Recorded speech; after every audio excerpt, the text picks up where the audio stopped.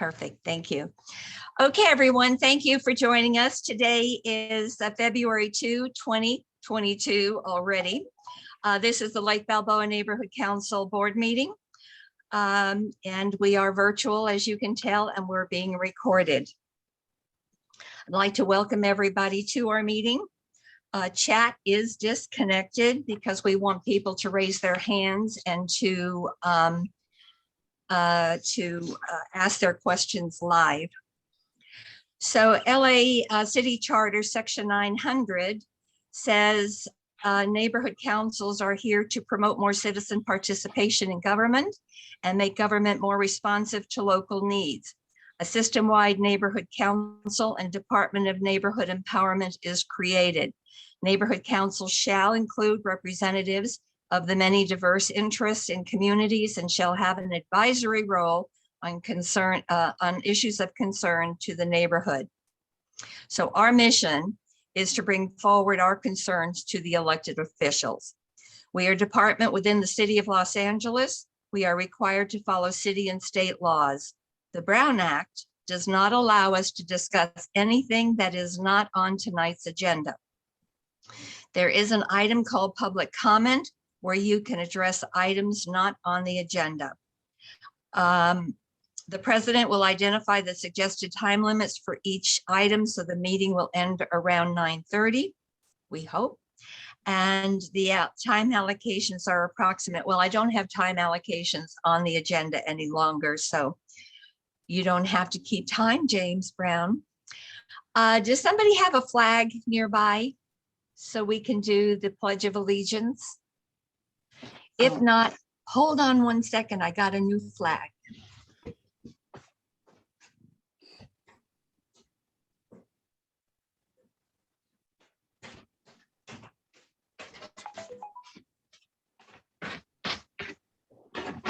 Here it is.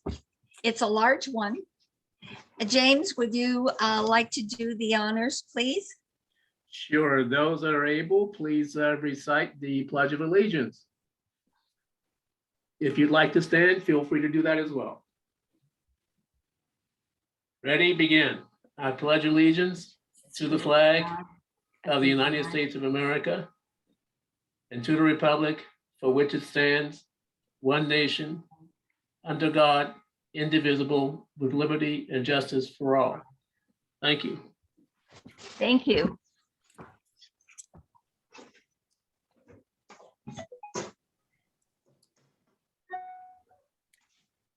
Thank you very much. Sorry about that. I should have been more prepared. Thank you. I need to find out, Alan, have you completed your ethics training? I did the Brown Act and one ethics training. I got to another one that did nothing but stall and I gave up. I'm sorry, which other one did you take and you said you gave up? That was, it started out with the city attorney and the president of Empower LA. And it was only one sentence at a time. It was just, I'm sorry, what was the name of the class? You need to complete ethics. Did you complete ethics? yes, You did complete ethics. yes.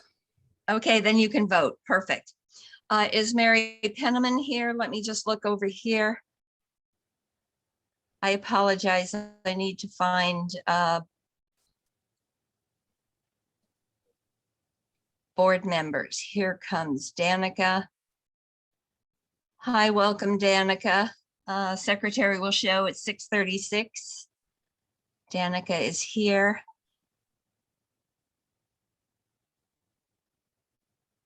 Okay, so we don't have Mary. All right.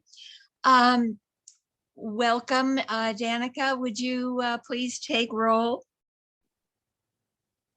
All board members, please unmute yourself. James Brown. Here. Katie Cronin. Here, hi. Ruth Doxey. Jasmine Garcia. Here. Linda Gravani. Here. Sandy Joseph. Here. Gary Kay. Is excused. Miguel. Here. Danica Middleton is here. Alan Nelson, Here. Carol Newman, Here. Mary Penniman, Jeremy Pisanik. He's coming late. Okay, Tom Riley, Excused. Linda Schwerin. She's here. Linda, unmute yourself. Sorry. Yes, I'm here. Great. We have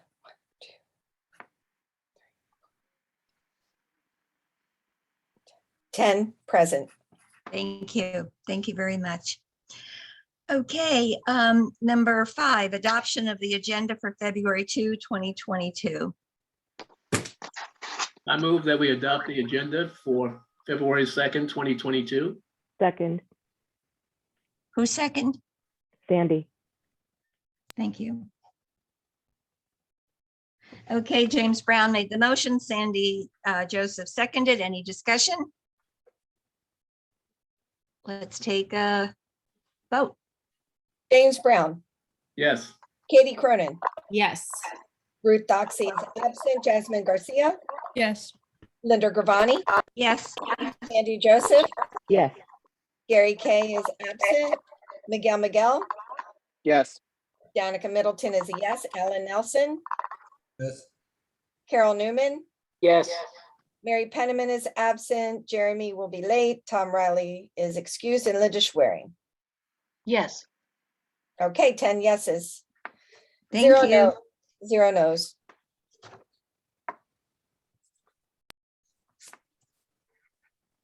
We have 11 people, do we not? 1, 2, 3, 4, 5, 6, 7, 8, 9, 10. I have 10. 1, 2, 3, 4, 5, 6, 7, Yes, you're right. 10. I counted 9 and 1, and then I counted myself twice. I get 2 votes, I guess. I don't know. Sorry about that. Okay, number 6, discussion and possible action for approval of minutes for December 1, 2021. Danica? December 2nd or December 1st? December 1. Okay. Did I say second? Did I say second? I thought you did, but maybe not. Okay, I'm hearing things. I move that we approve the board meeting minutes for Wednesday, December 1st, 2021. Second. Gravani seconds. Okay. So Danica Middleton made the motion. Gravani seconded. Discussion?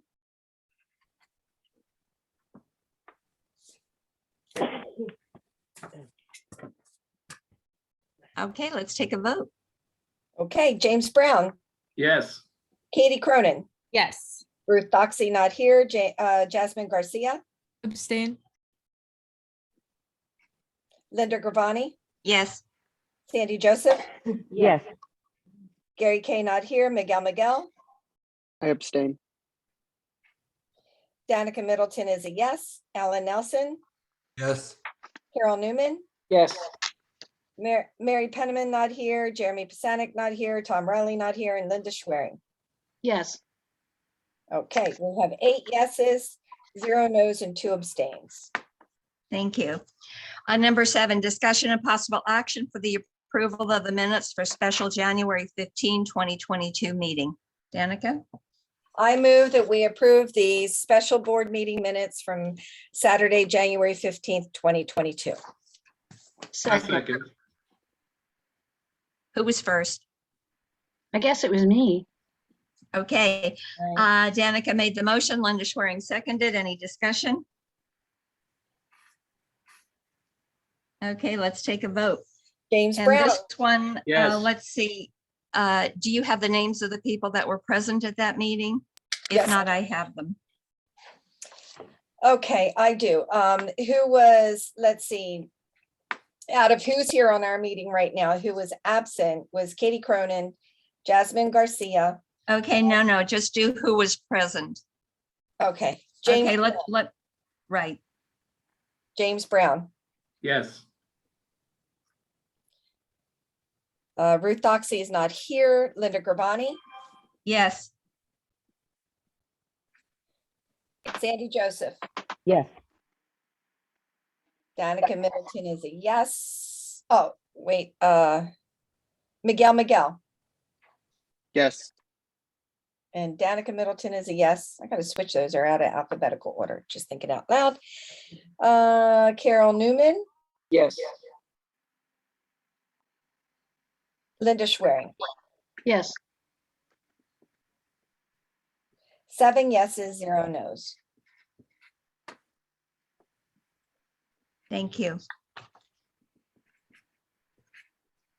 Okay, number 9, announcements and reports. Let me see, who do we have here? We have Brenda from Sheila Kuehl's office. I'm looking at the order that they appear on the agenda. If you could help me do that, that would be super. Yeah, I don't see anybody in the Sophia waiting area. Sudani. Beg your Pardon? pardon? Sophia Sudani. Yeah, but she's after Sheila Kuehl's office. It would be the first one. Brenda Yanez. Okay, I don't see anybody else here that's above that. okay, bear with me just a second. Sure. I am going to, Sandy, make you co-host. Hold on one Okay. second because I need help.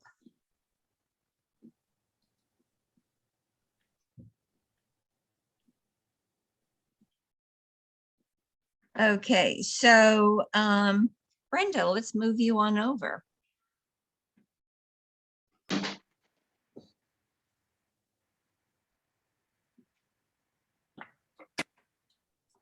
Hi, Brenda. Hi, Linda. Thank you very much for promoting me to panelist. Good evening, everyone. We didn't meet in January, did we? No. Okay, so Happy New Year to everyone. My name is Brenda Yanez. I am the Field Deputy for Supervisor Sheila Kuehl. Thank you very much for sharing your space and for the opportunity to provide updates today. I'll go ahead and get started with just some brief COVID-19 updates. So as cases in LA County remain high, vaccines, including boosters, are still the best source of protection against COVID-19, especially against hospitalization and death. From January 2nd through January 8th of this year, unvaccinated people were twice as likely to contract the virus compared to those fully vaccinated without the booster shot. And those residents who were vaccinated and boosted were even more protected, with 4 times the protection from infection compared to those that are unvaccinated. There has been a huge demand for COVID-19 testing, and it's increased all throughout the county. And there has been several constituents who have gone out there to get tested, whether it was after the holidays or a couple of days after that. And a lot of them have questioned whether these testing sites are either legit or not. And a lot of, there has been a couple of testing sites that are actually asking for personal information like your social security number or insurance cards, and a lot of people don't know how to go about that. And some people have actually given out their information and they've gotten tested for COVID but never even received their test results back. So it was some type of a scam. So if you know of anybody who has either visited a fake COVID-19 testing site or purchased a fake test, they can go ahead and make a report with the LA County Department of Consumer and Business Affairs. They can go onto their website online, or they can go ahead and call the following number. That number is 800-593-8222. Again, it's 800-593-8222. And if you have further questions about that specifically, feel free to email me, and I'll be more than happy to provide you with more information or help you report that site to DCBA.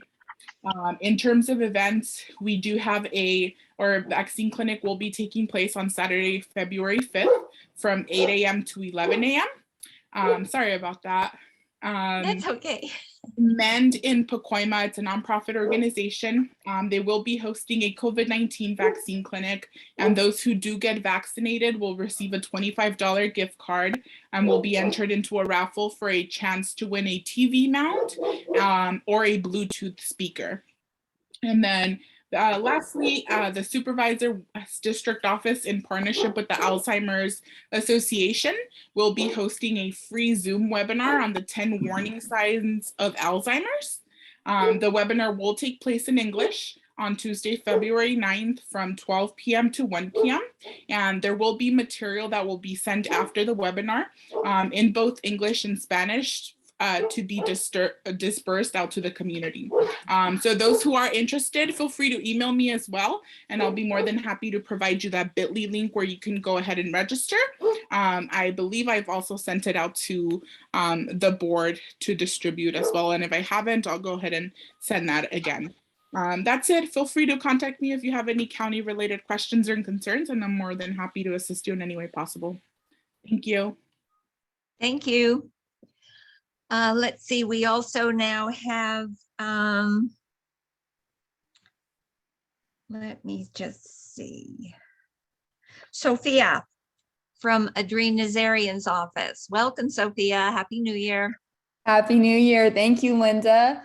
Happy New Year to everybody at the Lake Balboa Neighborhood Council and to everybody watching. I'm Sophia Sudani, Field Representative for Assemblymember Nazarian's office. Some updates from our office, events coming up. We're doing a mortgage relief webinar. As I announced, I think, well, we missed in January. There is a $1 billion allocated from the federal government for mortgage relief for California residents. So if you're a homeowner, if you've been behind on your payments for the last 2 months, please reach out. I can help with applying, making sure you're eligible. Any questions you might have, please do reach out. However, we will have a webinar on February 8th from 6 to 7, hosted by our office. You can find more information on our website and register if you'd like. We will also be continuing with our women's self-defense events coming in May, which I know were very popular in the district, so I will give you more information as that arises. The Assembly member is back in legislative session. We have 2-year bills that we're still pushing along. AB 97, insulin affordability, AB 835, HIV testing, AB 558, Child Nutrition Act. So I will let you know as soon as those continue to move forward. As always, our district office is helping people with DMV issues, Caltrans, EDD, rent relief, and now mortgage relief. So if you're having any of those issues, please do reach out to me and I'd be happy to assist. That's all for me. So I lost track of the redistricting. Is Adrien still our guy? Are we 44 district or what happened? Unfortunately not. Very big bummer. I forget that we missed that January meeting where I did that for other neighborhood council, neighborhood councils. I did that kind of debrief, but unfortunately not. You were not in the 44th in this one, but you will have me for the rest of the year. So you're stuck with me till December. Oh, okay. We accept. Very good. Thank you very much. Of course. And Vienna from Nuri Martinez's office. Before you start, may I note that Tom Rowley arrived at 6:45. Oh, thank you very much. Appreciate that. Secretary, would you please make note of that? Thanks, James.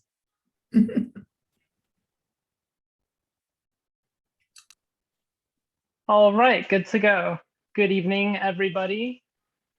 I have some updates. So our office, Council District 6, is hosting a human trafficking toiletry drive for human trafficking victims until February 11th. So if you or anybody you know has any items such as full-size shampoo, conditioner, soaps, toothpaste, feminine hygiene products, please feel free to reach out to me and I would love to come pick those up so that that can be included in our donations.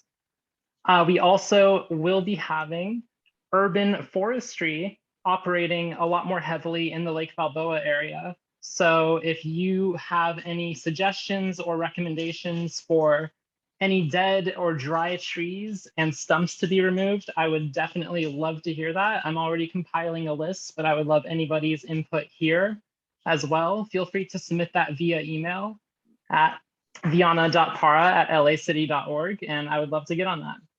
And also, our office has a couple COVID at-home test kits currently still. So we have been hosting events targeting, well, that's an aggressive word, giving kits to daycares and other facilities that could really benefit from these kits. So if you know any households, families, or even daycares or nonprofits in or around the Lake Balboa area that you think would benefit from these kits, that's also something I would love to hear as well, so we can just get these kits out to people who need them the most. And that's about it for my updates. Perfect. Thank you very much. Appreciate it. And we also have with us this evening, Ozalvo. Yes, can you hear me? Yes, thank you. Yes, this is Osvaldo with the Office of Congressman Tony Cardenas. Thank you for having me here today. Give a couple updates from DC. As you may all know, Congress is in negotiations to get the spending bill passed. It's something that Congress needs to pass every year, the budget bill. Deadline to get that passed is February 18th. And leadership in Congress is still working to get that finalized. So that's going to be a big bill with a lot of money to come down to the San Fernando Valley. And as soon as that passes, I'll be sure to report with y'all some of the wins that were included in that package.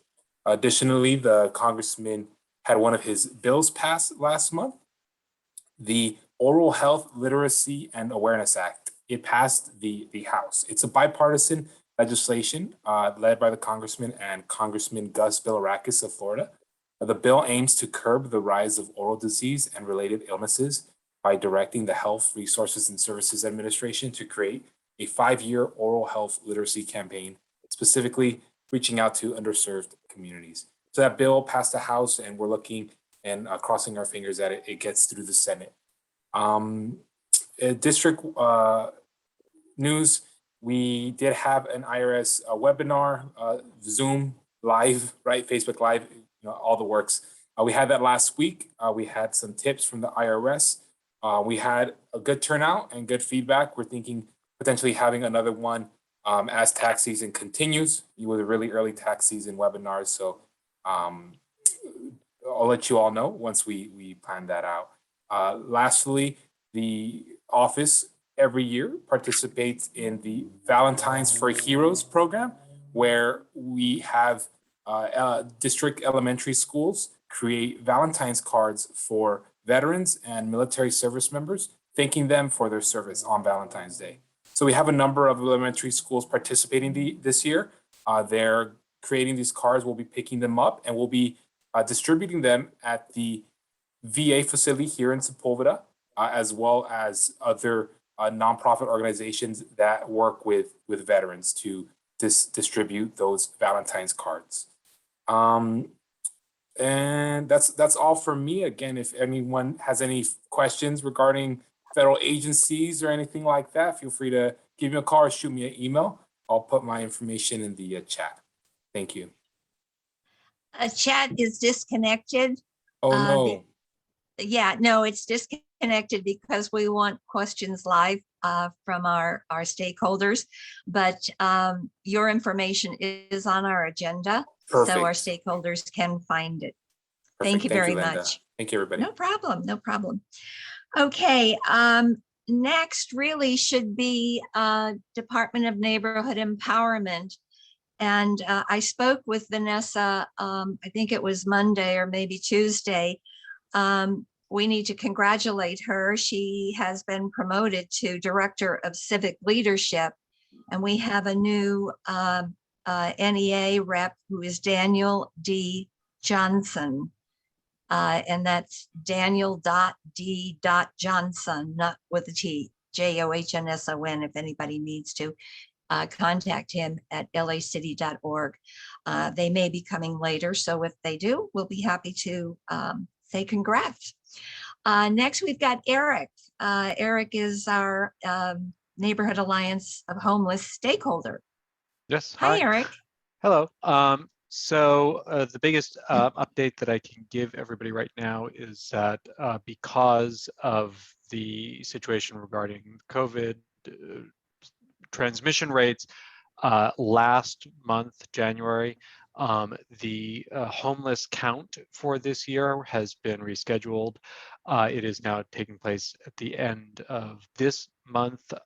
In Lake Balboa, it is taking place February 22nd. It starts at 8 p.m. In order to reduce the risk of transmission. There is a request that people come in pairs if possible, so that way they are able to go out in pairs and we're not introducing different households to each other. If anybody is interested in participating, you can sign up at theycountwillyou.org. Again, that is theycountwillyou.org. At the moment, we appear to have 4 people signed up for Lake Balboa, and there are 50 slots, so plenty of time to come and sign up. Thank you very much. Appreciate it. Thank you. That's all we have, I think. What I need to tell you, if you do want to raise your hand and you're on the phone, you need to do an *9, and to unmute yourself would be an *6. And if you're attending via the webinar, at the bottom of your screen would be a hand to be raised. If you would do that, we'd appreciate it so we can hear your comments as well. So we're up to number 10 already, public comments. Comments from public on non-agenda items, issues, announcements, and complaints within the jurisdiction of the Lake Balboa Neighborhood Council. And again, the Brown Act prevents the board from commenting on your comments. And the reason behind that is that if you looked at the agenda and you said, oh, my favorite topic is not going to be discussed, you may not decide to join us, even though we're really fun. But having said that, if it's not on the agenda and you say, okay, I'm not attending, and then we talk about it, you'll be unhappy with us. So that's the reasoning because of that. And we will definitely make note of what you're saying. So we have a hand raised here, Sandy Rotter. Stacy. Thank you, Sandy. That was a hybrid. I know you can't respond now, but I was wondering if perhaps either at a subsequent meeting or if anybody who has my contact information could help steer me towards, you reminded me, Linda, when you mentioned the redistricting, if we have any knowledge of or where it landed, because I'm even looking at their website right now and it doesn't look like there's any, like, the information here is upcoming meetings in November and December. So I don't know where that landed or turned out, if we're staying put, if we're going, if they finished. So if that could be responded to at some later date or privately, I'd appreciate it. Thank you. Thank you, Stacy. Sophia? Hi, can you hear me? Yes. Yes. Okay, yeah, I was responding to James, who asked the exact same question. So if you go on to We Draw the Lines, which I'm sorry about all the dinging, wedrawthelines.org, and you go to final maps.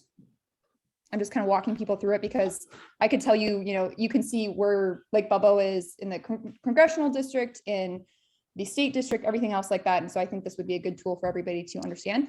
So if you go to We Draw the Lines, California or ca.org, go to final maps, and then if you scroll down and you click on, I'm going to do this with you guys, give me one moment.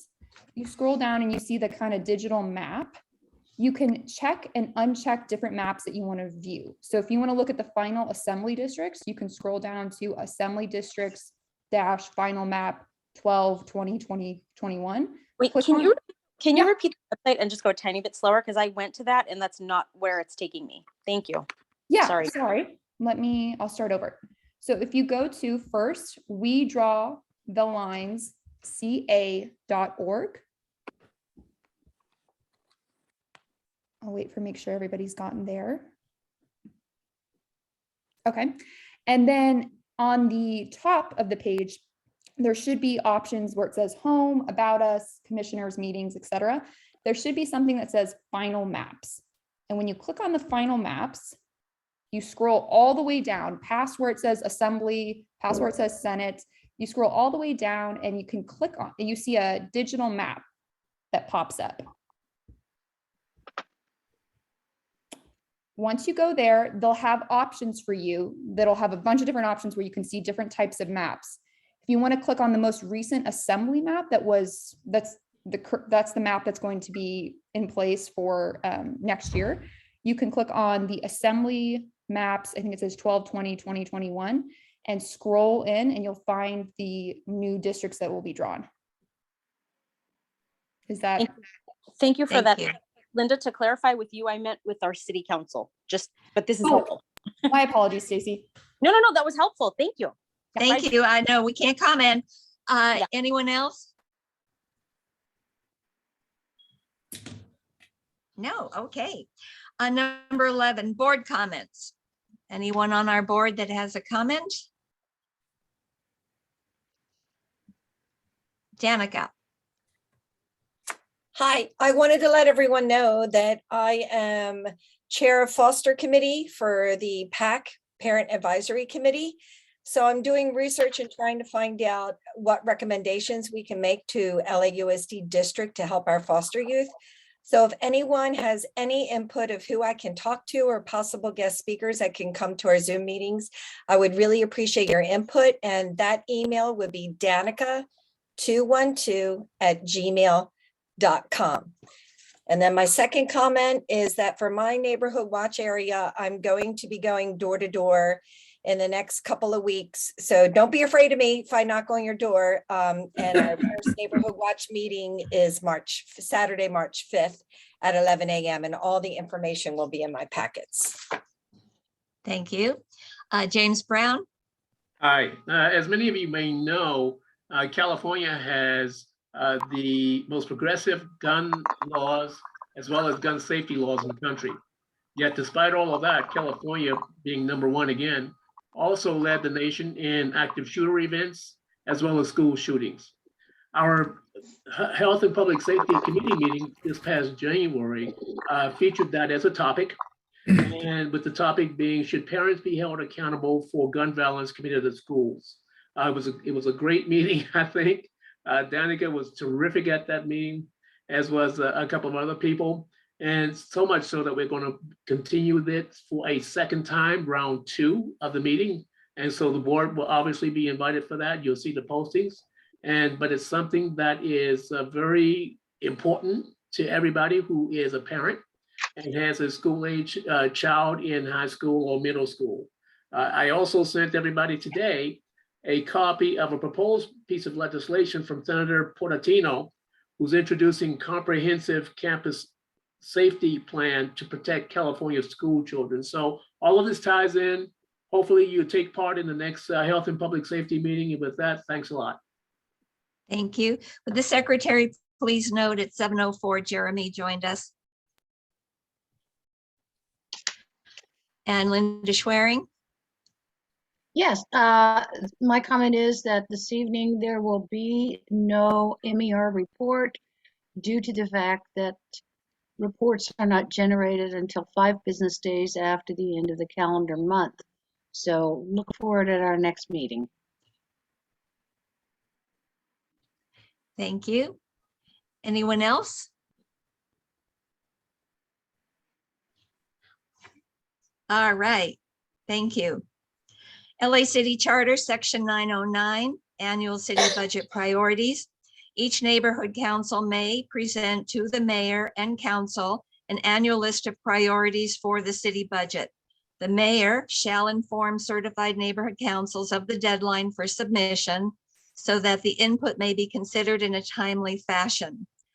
And if you go to www.budgetadvocates.org, you'll see the white papers from 2015, 16, 17, 18, 19, and 20. These are suggestions and recommendations by the budget advocates on how the city should spend money specifically for various departments. And our budget advocate is Carol Newman. Thank you, Thank Linda. you, Carol. Sorry, getting a What is that? We're getting The a, Friends Club. hold on.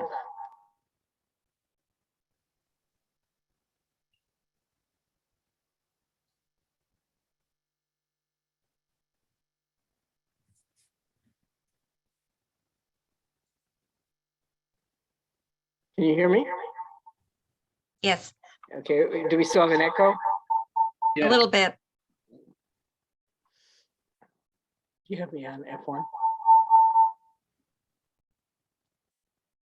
Okay. We'll try to fix the problem. Why don't you come back to us later? Okay, so what we'll do is we'll jump ahead to number 13, President's Update. A reminder to committee chairs, it is your responsibility to advise the webmaster that the recording of your meeting is available on Zoom. During the special meeting, when we voted to use a new facility at Park VNY, there were some questions that were left, which I now have. The room capacity that we would be using holds 40 people.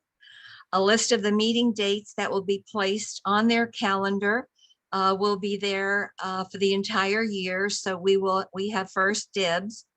And any special meetings or ad hoc meetings, we need to advise them as soon as possible, and they will do all that they can to get us in the meeting room. They have 140 parking spaces in the front and approximately 60 others in the immediate area. The use of the hangar, which they said we could use, holds about 200 people. And the city of LA leases the land to Pacific Aviation Development, LLC. I think that answers all the questions. Now today, really crazy, I received a notice from the city clerk. Before moving forward to a new location, we need a new LOA agreement. I don't know what LOA is.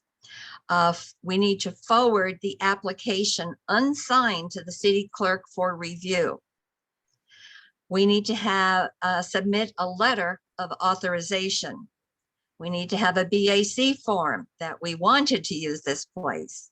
We also need a business tax registration certificate. We need a certificate of insurance. We need a W-9 form, along with the 2 or 3 time forwarded request for ADA form, which was completed. So I just want you to know it's a thorn in my side every time we have to deal with the city council, not the city council, forget that, sorry, for city clerk and Department of Neighborhood Empowerment. It just, I mean, here we're getting a free location. We voted that we want to use it. It's ADA qualified. And now I guess I need to go through all these hoops so that we can use this free facility. Moving on. Effective 1/31/22, we have a new funding rep who is Mariel, Camilo. And she was the one that actually sent me this notice. I want to officially applaud Reseda Neighborhood Council for their write-up on Dunn's expenditure of city funds during the neighborhood council election. That was a work of genius. It was just spectacular. There is a gentleman by the name of David Reyes who organized Anglers Alliance Balboa cleanup. And he got fishermen together. They like to fish, and they said there were a lot of fishing tackle around the lake, and they gathered all these folks and they cleaned up the area. And I want to officially say a thank you to them as well. Linda Schwerin, you have your hand, but this is not time to raise your hand for something. This was with regard to the information about our new location. If I could provide you something additional, yes or no? Okay. Okay. Go yes. ahead, please. Oh, Yeah. all right. The application that was mentioned, I have already requested a copy from from Mariel at the city clerk's office, and I'm waiting for a response. It should not be too involved, but news at 11. Okay, super. Stacy? I was just curious about clarification. Thank you for getting the response to my question about capacity from last time. Is that 40 in the arrangement that you would have it in for council meetings, or is that total capacity? It's total capacity for the room. Okay, so it would be less than that with all the tables set up and everything. Yeah, it could be, but if the doors are open, we can extend out to the other area. Well, thank you for so it could be more, but yeah, thank you for clarifying. okay, no problem. Somebody else has their hand up, but oh, here we are. Caroline?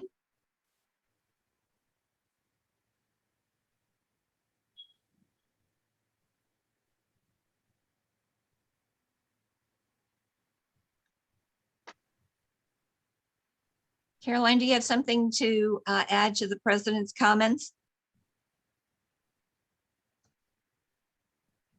No. Okay. James? Yes, two questions regarding your comments regarding the meeting room. Number one, you mentioned that if we wanted to have a committee meeting or some such meeting, we would have to notify someone. Do we know who that someone is, or does it go through you? Question number two, based on the fact that once they've received a request from us for the use of that meeting, they would, where would we stand in terms of that being granted to us? It doesn't seem like Well, it's automatic. it's the same that we did with Flyaway, as I mentioned last time. We send the dates that you have requested. They approve it. You didn't receive anything back from them, but it was approved, and I made sure that it was approved. But like the Rec and Park is an ad hoc, and they meet sometime, and we don't know what that sometime is. So they need to clear the calendar for us, or if they can, or if they can't, they'll try to provide another area for us, but then we can probably go to Flyaway as well. Does that answer that? Is Flyaway still on the table for us? Sure. As long as we can meet live. Right. Okay. Again, Caroline's hand is raised, but we're going to move on to our next item. Number 14, discussion and possible action regarding Lake Balboa Neighborhood Council's open board seats. We do not have any applicants. I don't know why, like I said, we're such a great group, but there's one residential seat and one business seat available. So please contact your friends and neighbors in the community and see if we can get some folks to join us. Number 15, discussion and possible action regarding possible bylaws change. It wasn't last month, it was at the special meeting. Jeremy mentioned that maybe it was Carol that mentioned there were difficulties at the Reseda meeting, that people were a little unruly or not pleasant. And Jeremy forwarded to the entire board some documentation that speaks to decorum. Jeremy, do you want to fill us in on that? Sure, and I apologize. I just walked in to my shop, and I've been. I'm sorry for being late here. Just real briefly, so I was really wanting to explore because it didn't make sense to me that people could come in and just completely kind of terrorize. Well, that might be a little strong word, but be really unruly and be disruptive to any kind of neighborhood council or any meeting. And I started researching, I'm thinking that this can't be right. We can't just let them have their way. And so as I did the research, there's all these different attorneys that specialize in the Brown Act and some of the different rulings that have come down specific to decorum and what's expected and the rights that we have on our end of what we can do and not do. And so and I'm trying to pull that up here so that I have it right here in front of me. And I apologize since I just walked in the door. But we did discover that we do have more power than we realized. And so one of the things that had come up is if something's not on the agenda and someone just starts speaking out of turn, and it's not during the time that's allotted specifically for public comments, but maybe they're commenting on a specific agenda item, but they go off, we can cut them off.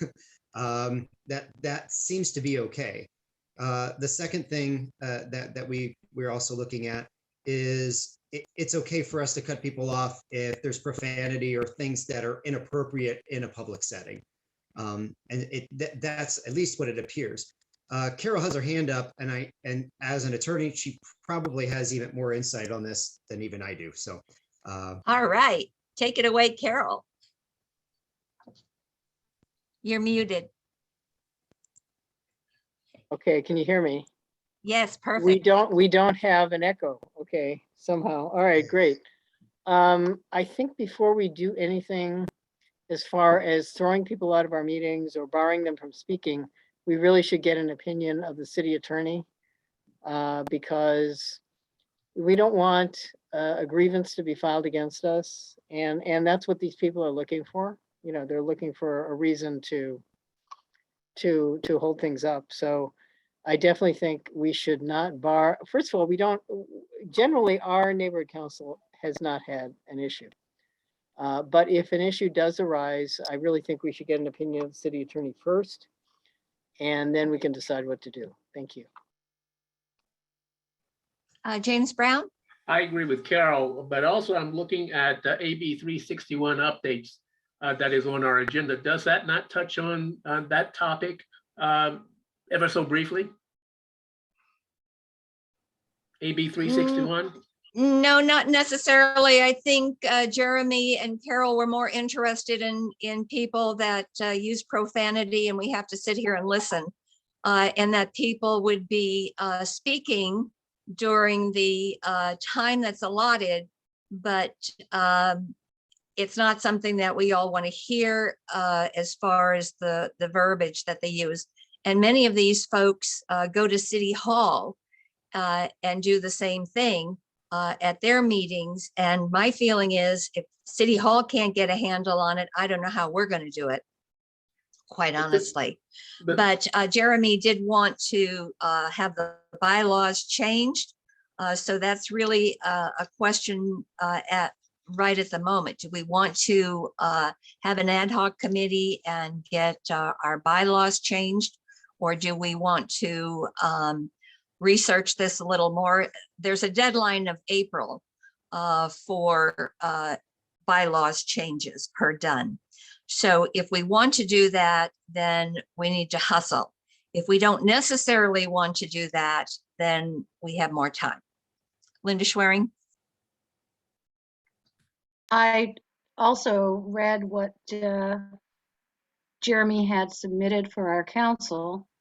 And it's true that First Amendment rights apply to anybody who attends our meetings. However, Rosenberg's rules, which is what our council goes by, in addition to the Brown Act, specifically states that if someone disrupts the meeting, goes off agenda, and direct something to another attendee, a board member, or the neighborhood council that is disrupting and not specifically focused on the agenda, that person can be asked to cease or can be eliminated from the meeting.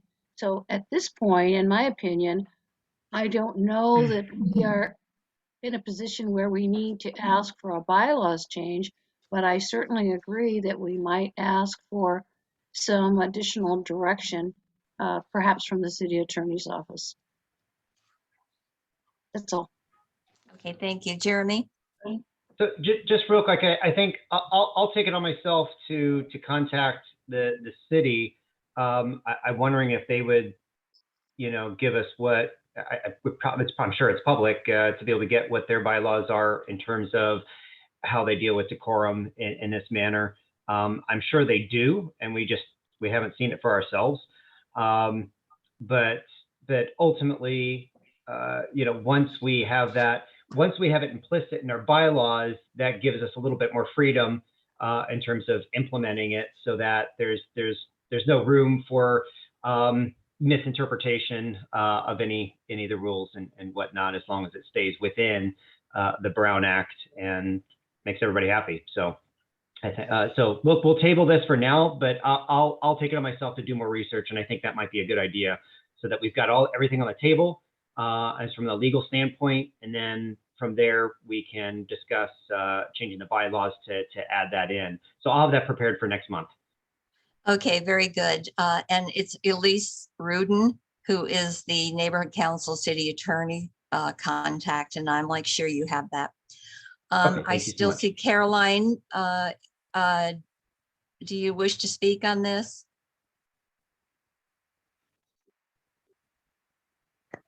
There we go. Thank you so much. I just wasn't unmuted the first time. Hi, I'm Caroline Menjivar. I'm actually calling for public comment, but Empower LA says your meeting started at 7, but it looks like you started at 6:30 and the public comments passed already. I was wondering if there was any chance. We'll hold on for a public comment. I'll go back to it. We bypassed Carol Newman, so I would like to get her report first, and then I'll come back to you if that's okay. Thank you. Carol? Thank you, Linda. Well, the budget advocates are in the process of presenting or preparing their 2022 white paper. So hopefully we'll have something prepared or almost ready to go by the time of our next meeting. Also, we recently hosted a town hall as requested by Raquel Beltran, the head of Department of Neighborhood Empowerment. It was really just a platform to allow her to present her budget requests. And she did present her budget requests for this coming fiscal year. And there were some questions. So that was a town hall that was well attended. We are planning to have more town halls as well. We still have an opening in Region 3, our region, for a budget advocate. We just filled an opening in Region 4, next door, Southeast Valley. So we're looking to fill this opening in Region 3. I also wanted to say, Linda Gravani asked me to address 2 issues tonight. One is what happened to the $1,500 that Lake Balboa gave to the budget advocates last year? And my answer is, at this point, so far, that's a very good question. We don't know. That money apparently has disappeared. So I've requested, first of all, an answer from the co-chairs of the budget advocates if they can figure out what happened. Otherwise, we're probably going to have to ask Dunn and the city clerk. But it appears that that money went into a black hole. In other words, Dunn gave it to us. I'm sorry, not Dunn. Lake Balboa Neighborhood Council gave it to us. And the money, we were not allowed to take the money last year. And at the same time, the money was not returned to Lake Balboa Neighborhood Council. So very interesting. Obviously, there's more to say about this, and we need to do some detective work. The second issue that Linda asked me to address tonight is, can we now give money to the budget advocates? And the answer is no, still. No plan for giving money to the budget advocates or the budget tribunes or anybody else doing budget advocacy has been developed by Dunn or the city clerk. We need to get back, we as budget advocates need to get back with Dunn and the city clerk and try to hammer through some proposal for this. And that's my report. Thank you.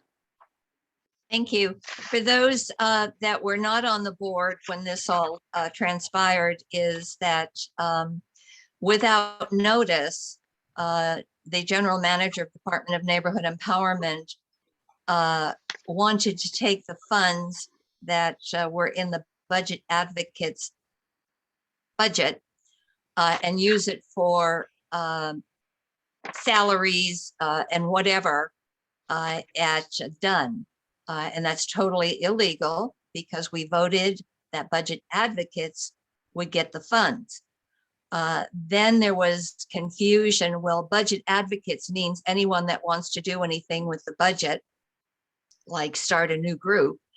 And I was fighting that with the city clerk until I was told to stand back because I was creating such a ruckus. But, and my assistance wasn't totally needed at that moment in time, so I did stand back. But you'll notice I did ask Carol what's happening because I'm ready to continue the fight. Because that money should go to the budget advocates for the reasons that we wanted them to use it. So anyway, that's the long and short of it. So thank you very much, Carol. I will keep on it as you will keep on it. Thank you very much. And now, Caroline, we're going to wait just a moment because I have here, maybe I don't have here. Where are you? Here we go. I'm going to ask you to unmute, and I'm going to ask you to be a panelist. Daniel? Hi, Daniel. This is Daniel Johnson, who is our new NEA rep. I already advised everyone that you're the new kid on the block, and I'm going to wear you out. So he's ready. Good evening, everyone. My name is Daniel Johnson, and I am one of the newest NEAs that works for the Department of Neighborhood Empowerment. I started November 22nd, and I found out this month that I will be your wonderful new NEA. So forgive me for my timeliness. I also have the time at 7 p.m., but when you look on the agenda, it does say 6:30 in yellow. So please forgive me. I kind of copied and pasted from somebody else's calendar, not double checking that agenda, so forgive me for that. This is my first time doing announcements, so you all are privileged in that point to hear from me for the first time doing announcements. Hopefully I don't do too bad, and hopefully you don't throw a tomato at me, okay? So per you all's website or your neighborhood council's website on the empowermentla.org, of course, I just want to remind you all that your ABLE training is very, very important for you all to do. The deadline was in January 1st, so it's past due. If you need any support, you can always reach out to me. Of course, I'll give you my city email at the end of my announcements. We're also asking for neighborhood councils to look at their bylaws to make sure that you all come up with, or you know how your neighborhood council would like to handle situations such as those folks or individuals that do not complete their trainings on the board, okay? The department is asking that you all take matters into your hands and take the time to go ahead and look into your bylaws. And if you, of course, again, if you need any support, you can reach out to me and I'll support you all. If you would like support with that, I think I said it enough already. My email, daniel.d.johnson, all spelled traditional, at lacity.org. I have one of the longest emails in the department and or the city. So I'll say it again, it's daniel.d.johnson at lacity.org. There was another Daniel Johnson and there could only be one, right? Yeah. Next, February 24th. Was that .D or E? What was that middle initial? E. Daniel D. Johnson. As in David. Got it. Yes. Or Dustin, because that is my middle name. Oh, okay, David Dustin. Daniel D. Johnson. February 24th, February 24th, we will be providing a training on how neighborhood councils can engage elected official candidates. So those candidates are in your area that are running for office and or probably someone such as the mayor. We're going to provide guidelines and support around how you can do that, okay? Again, that is February 24th. And if you would like to take a look at your monthly profile for the neighborhood council, that can be seen on page 4. Also want to remind you all that the neighborhood council funding division is having 2 trainings. One will be tomorrow, February 3rd, and then the second will be February 7th. Tomorrow, I believe there will be focusing on neighborhood purpose grants. So that'll be a great opportunity for you all to, take that training. I believe it's at 1 p.m. and learn a little bit more about how to support neighborhood purpose grants. Last but not least, I am here. I want to make sure that you all know that I will be moving forward supporting Ms. Mary with completing her ethics training. With that being said, she is able to count for quorum. She is able to participate in discussion, but at this moment, not able to vote on anything associated with funding. But I will work with her one-on-one to make sure she get that ethics training in, so she can support you all in making those decisions on funding, okay? Perfect. That's all I have right now. If you have any questions, that would be perfect. I may not be able to answer all of them, maybe some. If not, I'll still be able to get back to you, okay? We'll cut you some slack. Don't you worry, Daniel. For those that don't know, ABLE training is the training for land use and any participant in land use. And I know that Gwen is here from land use. In order to vote on anything that has to do with land use, you do have to take the special training. And I do believe that Dunn requires the entire board really to complete the ABLE training, because ultimately we will vote on whatever land use committee brings forward. Is that correct? Yes, I appreciate that. I did forget the planning 101. So yes, ABLE training is for No, everyone. you did mention that. Okay, yeah. Yeah, Planning you did 101, mention that. Plum Committee can't vote on any planning and land use if the Plum Committee does not take that training. But yes, ABLE training is for everyone. Thank you. Okay, and Daniel came from a neighborhood council, so he's got some history with us trying to get things through. And I did warn him that I'm a bit of a handful, so he's going to take it with a grain of salt. Anyway, thank you. And it was not your fault. Last meeting, we voted to start at 6:30, and it is on the agenda. I forwarded to everybody who needed to know, but you were not the only one that didn't know. We started at 6:30 tonight, and that will bring us over to Caroline, who is patiently waiting to speak on public comment. And again, she thought we were starting at 7 tonight. So Caroline, the floor is yours for 2 minutes.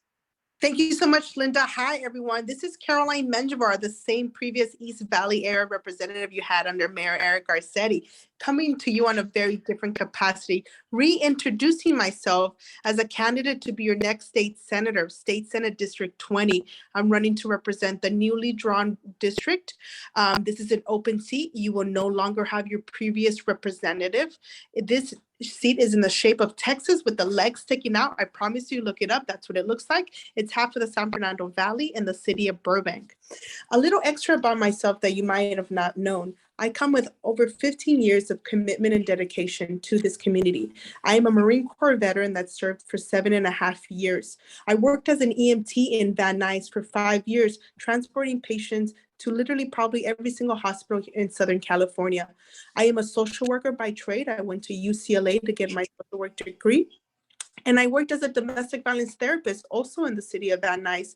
I've rode alongside LAPD to their 911 calls for domestic violence calls and seen firsthand of the very much needed resources for mental health for these types of situations. I've worked in local government for 4 years, serving this very district I'm looking to represent in Sacramento. And now I work at a local nonprofit MEND overseeing COVID-19 outreach and education in this community. I can pinpoint a personal story to every single place within this district, from growing up in Reseda, living in Winnetka, now living in Panorama City, to being a fan of Balboa Park 24/7, as that's where I played sports and went to summer camp all of my youth. I am connected to this valley through and through, and I believe I'm the right candidate to represent this area up in Sacramento. Please reach out should you have any questions. It's my first name, Caroline, at my full name, carolinemenjivar.com. Check out my website, and I hope I can earn your support and welcome any individual one-on-one further conversations. Thank you so much for your time. Thank you. Thanks, Caroline. Sandy Joseph? I just wanted to add that the 6:30 start time is just for the virtual meetings. We're not doing, we didn't vote to start at 6:30 once we meet live again. That's it. Thanks. Okay, thank you. All right, so we shall move on to number 16, discussion and possible action regarding movie in the park. We've had several successful movies in the park. And then last year, we didn't have hardly any outreach. But I was really delighted when Guy Langman gave me a call and said, "Hey, Linda, I'm with Viacom CBS, and we want to reach out to your community and do a movie in the park." So Guy, unmute yourself. There you are. This is Guy. Yes, I think this might be a good thing. So why don't you just give us a one and a half minute, 2 minute. Sure. Thanks, Linda. Thanks for inviting me. Hello to everyone. I see a lot of faces and names I remember. For those of you who aren't aware, I used to be your Film LA community liaison for several years for basically the entire Valley. I've been at Viacom, CBS, and Paramount now for almost 3 years as government and community relations.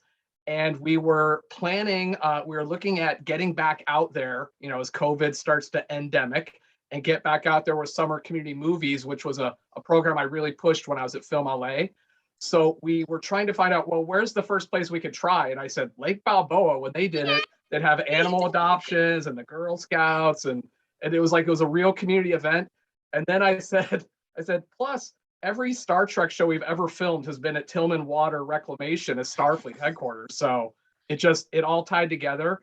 So we are hoping that if the neighborhood council is interested in maybe trying to do a movie or two to kind of test the waters, Paramount and Viacom CBS would be happy to provide the titles free of charge. I know it could be several $100s for that, as well as some Blu-rays or DVDs for giveaways and other tchotchkes to make it a big community event. So, and with my experience with it, I'm happy to work with you guys to find the screen and everything.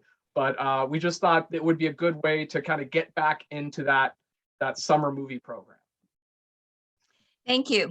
So I'm going to make a motion and then we can discuss, okay? So I move Lake Balboa Neighborhood Council identify a $3,000 outreach budget for movie in the park. Second. Gravani made the motion. James Brown seconded. Discussion.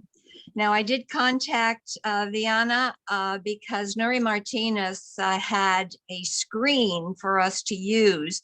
I don't know if it's available. We haven't discussed dates or anything, but if indeed we can work something with CD6 and Viacom CBS and whoever else we can throw into the mix, I think it would be great because we're sick of staying home.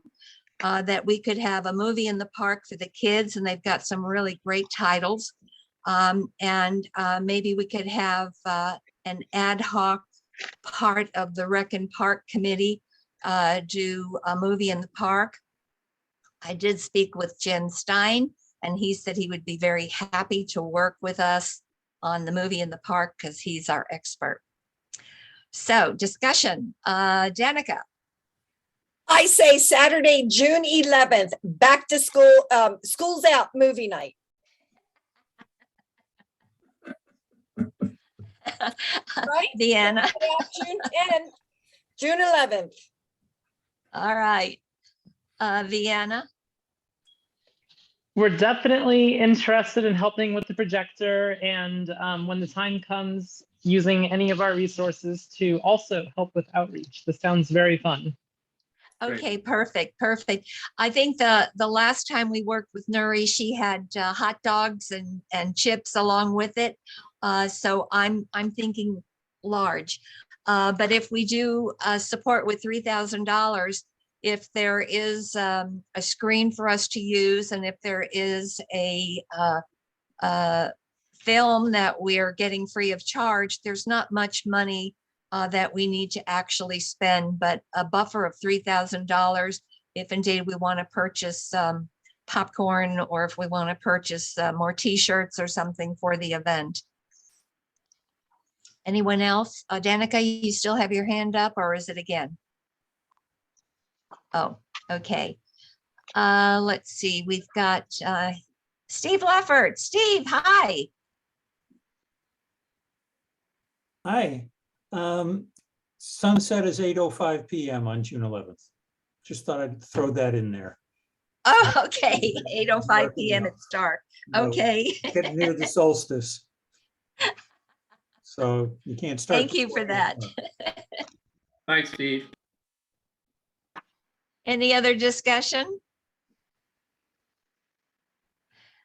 Okay, Katie, are you willing to work on this with Jim Stein and a couple others? Yes. Perfect, perfect. Thank you very much. Okay, Oh, Linda, let's take I'll a just- vote. Yeah. Linda, I just want to point out that when I was at Film LA, it was Jim that I worked with on the movie, so I have a long relationship with him too. So Yes, yes, thank you. Yeah, Katie is our new chair and she's got a young daughter and is extremely busy. So when I asked Jim, he says, oh, definitely, I'll be happy to help. So we're delighted for that. So we're going back to the movies. Okay, let's take a vote. All board members, please unmute yourself. By the way, Katie, I'll help you on this too. Okay, James. James Brown, Yes. Katie Cronin, Yes. Jasmine Garcia, Yes, and I'd like to help as well. Linda Gravano. This is a funding, I'm sorry, this is a funding item, so Jasmine cannot vote. Oh, that's right. Sorry, Jasmine. It's okay, I'd still like to help though. She can still help. That's right. Linda Gravani, Yes. Sandy Joseph, Yes. Gary Kay's not here. Miguel. Yes. Danica Middleton is a yes. Alan Nelson. I can't. Oh, you can't vote on funding. Okay. Carol Newman. Yes. Mary Penniman is not here. Jeremy Pisanik. Yes. Tom Riley. I think it was a great presentation. I mean, I really get the picture of how this is all done, so I'm voting yes. Linda Schwerin. Yes.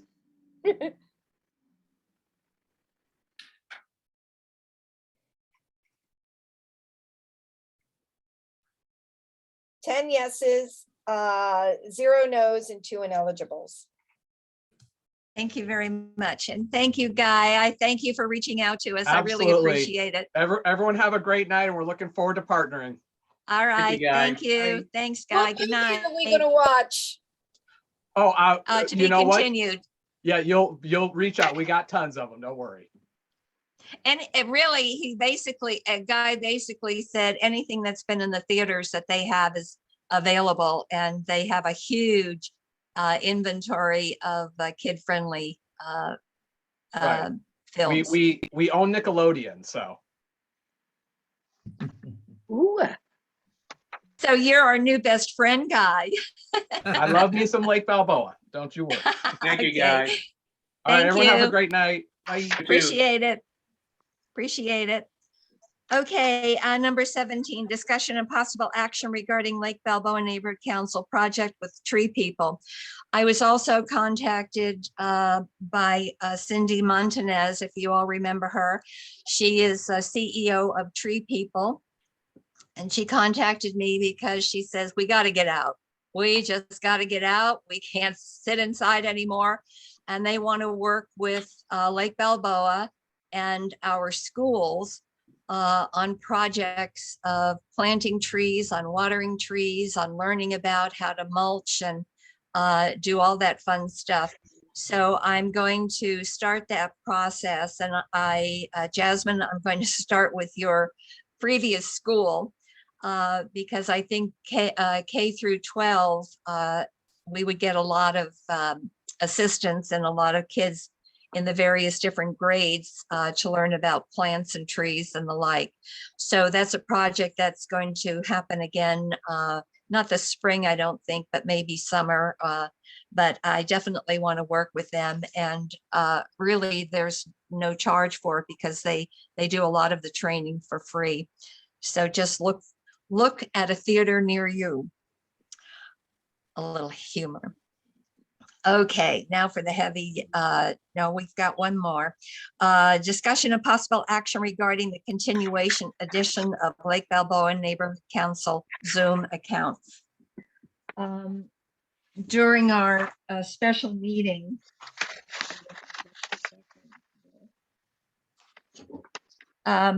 we tabled the continuation of the Zoom accounts because I didn't have the correct figures.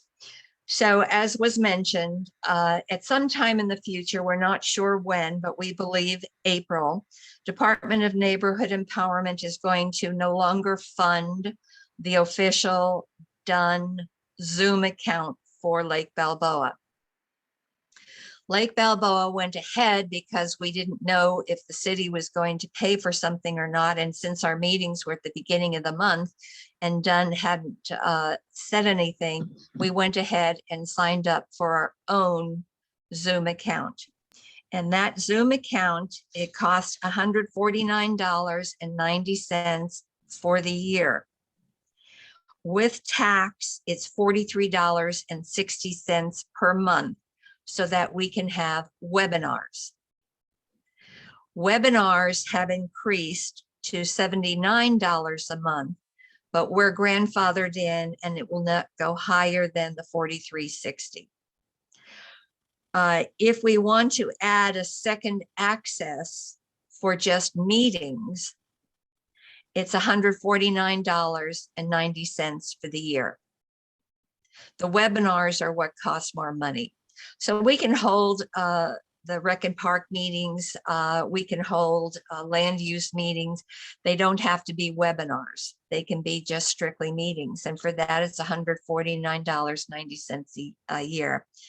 To continue again with our webinar, which gives us the panelists, that's $149.90 and $43.60 a month. So I move Lake Balboa, continue the current Lake Balboa Neighborhood Council Zoom webinar account and add on an additional meeting account when Dunn no longer pays for the city account. Second. Gravani made the motion and seconded by Sandy. Sandy. Thank you. Discussion. Linda Schwerin. Yeah, can you be a little bit more specific with regard to meetings versus webinars? Okay, panelists can only be in a webinar.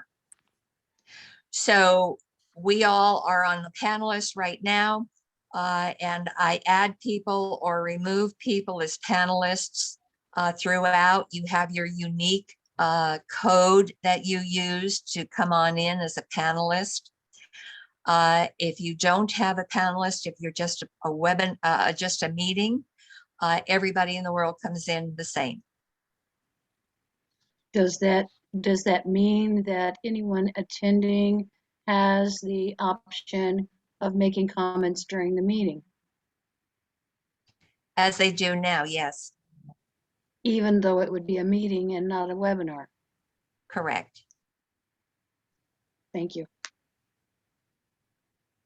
Steve Leffert. Do you have to have an amount of money on that motion, up to a certain amount? I think you need to do that for any funding motion. Let me kick off my shoes for just a moment. I can take mine off too if you need some more toes. Yeah, I do. I really do. You want to do that while we're chatting and I'll answer questions, Jeremy? I just want to say, I believe that even with the standard meetings, there are controls in terms of muting everybody and having controls of who speaks and who doesn't speak. So there is a little bit of flexibility. It just doesn't have the robustness of a webinar. So I think we can at least have some kind of management over it, so it's not horrible. Okay.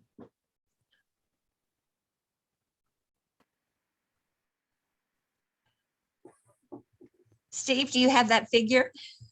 No, because I didn't write, well, I approximated. Okay, would Well, I somebody didn't add remember what the- 149.90 twice, and then 43.60. I don't have my calculator here. Somebody could help me, I'd appreciate it. 43.60, is that what it, Correct. that's what, 12 times or 10? Yeah. 12.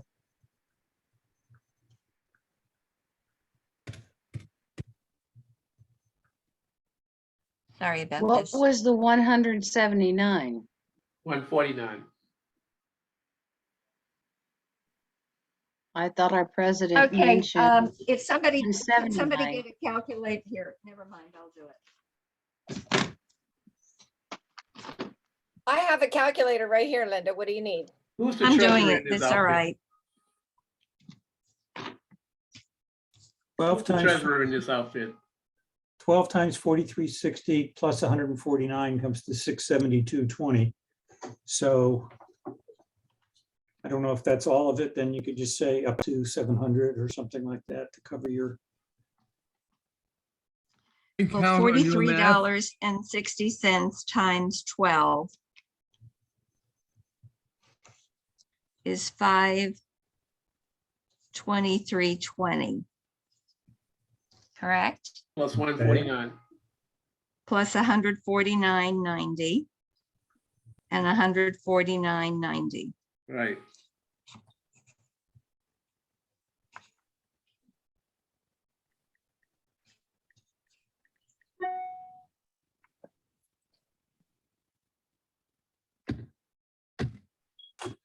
So I come up with $823. So if we say $900, up to $900. So I'll update my motion. So I'll change it to, I move Lake Balboa Neighborhood Council continue the current Lake Balboa Neighborhood Council Zoom account and add on an additional meeting account when done no longer pays for the city account up to $900 per Second. year. Total. Yes. So Gravani and Sandy. Does that work for everybody? Works for me. Okay, any further discussion?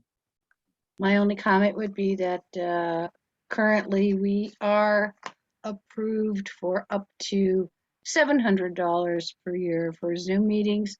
So it may be possible that we would have to revisit this at a later time in case there's a budget adjustment that might be needed. Okay. Can we take a vote? All board members, please unmute yourself.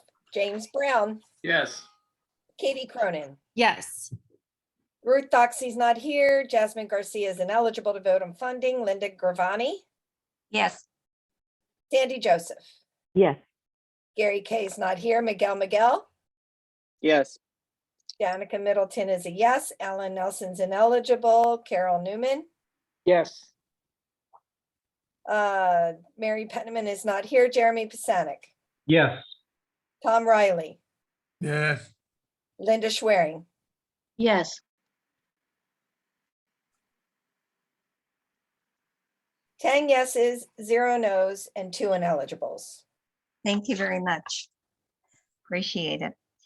Okay, number 19, update on holiday parade. Danica. So our holiday parade, it was fantastic. We paraded in the rain. Everyone had great spirits. Many neighbors decorated their cars. I had a video, but it needed to be shortened, and in my trying to shorten it on my phone, I deleted it. So I'm really bummed about that. But I just want to put out a very, very, very huge thank you to Officer Park and Officer Fuentes. Officer Fuentes was in his black and white, music going, lights going. It was super cute. A big shout out, thank you to Department of Transportation Sergeant Peter and his crew, keeping us all safe with street closures. They were rolling street closures, so no streets were, shut down for hours. And then also another big thank you to Wendy Ramirez, who owns Ever After Bakery right up the street from me here on Genesta. She donated a whole bunch of cookies for us for after the parade festivities. And Viana Para was here. Thank you, Viana, for coming and supporting. She walked the entire parade in the rain with a friend of hers. It was fantastic. Tom Riley, thank you so much for attending, and Ruth Doxey. And Jasmine, I think you were here with your mom, weren't you? Yes, and I totally didn't click in that was you with your mask on. Oh my gosh, but anyway, it was great. It was loads of fun for everyone that attended. And then I did receive afterwards for weeks on end, thank yous on Nextdoor, thank yous through Facebook posts from neighbors that actually came out of their homes as we passed by. So it was a huge success, even in the rain. So it's going to be every year, December 23rd, 5 p.m. Thank you. Thank you very much for doing that, Danica. This is really quite an outreach in a time when we had no outreach really for a year and a half or so, that Danica created this community. And I wasn't in town, but I know where I was, it was also raining. But Danica spent a lot of her own funds to do what is it, mail direct or whatever that is, and passed out flyers and the like. And if you remember when she did it a couple of years ago, we said, oh, we need this gal on the neighborhood council, and here she is. So we're going to need to use your services continually. So we appreciate you doing that. Thank you very much. Okay, so for one of the big items here, number 20, discussion and possible action regarding digital communication policy for neighborhood councils. And I apologize, I'm trying to do everything here. And I need to share my screen.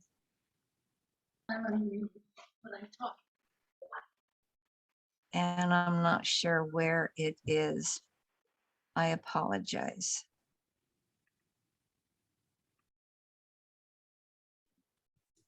There you go.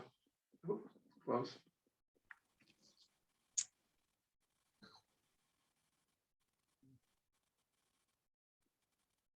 Well, there I go, but it's not really what I want. So half a second.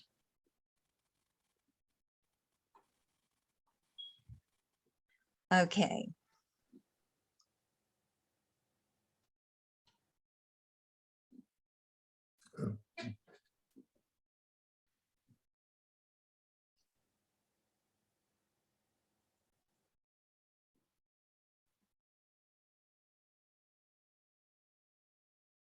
You can all see that twirling around, right? Right. I apologize. Well, I'm just going to read for a moment.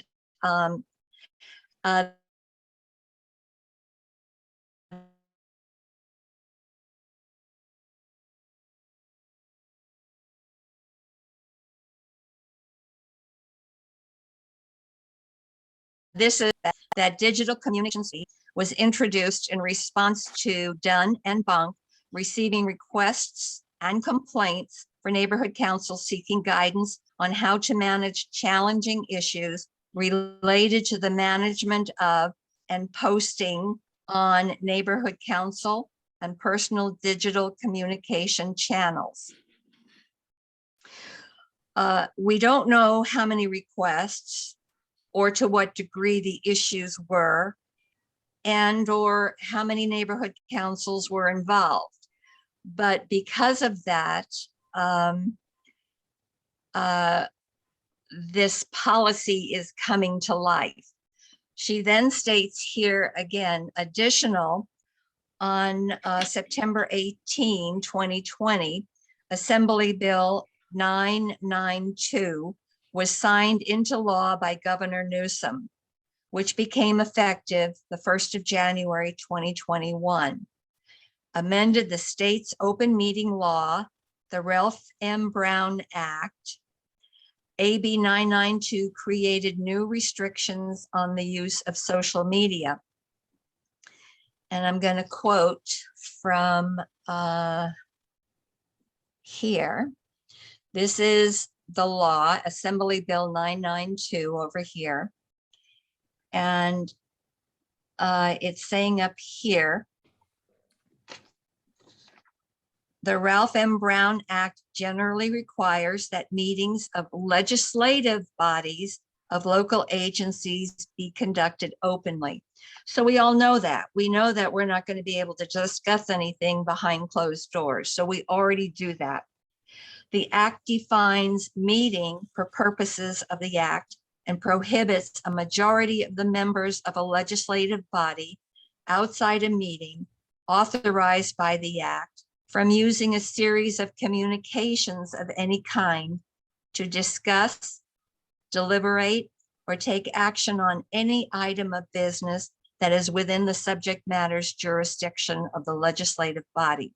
So we all know that any issues coming before the neighborhood council, we can't discuss unless it's an open meeting. And we can't discuss them between ourselves. So that again has not changed. This bill would provide until January 2026, the the bill would provide that the prohibition described above does not prevent a member from engaging in separate conversations or communications outside of a meeting authorized by this act with any other person using an internet-based social media platform as defined to answer questions, provide information to the public, or solicit information from the public regarding a matter that is within the subject matter of the matter jurisdiction of the legislative body, provided that a majority of the members do not use the internet-based social media platform to discuss among themselves, as defined, a business, of a special nature that is within the subject matter jurisdiction of the legislative body, and that the member shall not respond directly to any communication of an internet-based social media platform regarding a matter that is within the subject matter jurisdiction of the legislative body that is made, posted, or shared by any other member of the legislative body. So Lake Balboa has a best practices that we do not respond to any social media. If we have something to send out, we send it out. If people want to talk between themselves about whatever was sent out, let them do it. We're not responding to anything because I feel we get into trouble. But this law is basically spelling it out, saying that, okay, if you're going to converse with the general public about something that the neighborhood council is going to vote on, you can clarify something. You just can't give an opinion. You can't say, oh, I hate that project, I don't want you to vote for it. It has to be plain vanilla. So Dunn and Bonk, and I think I have it here.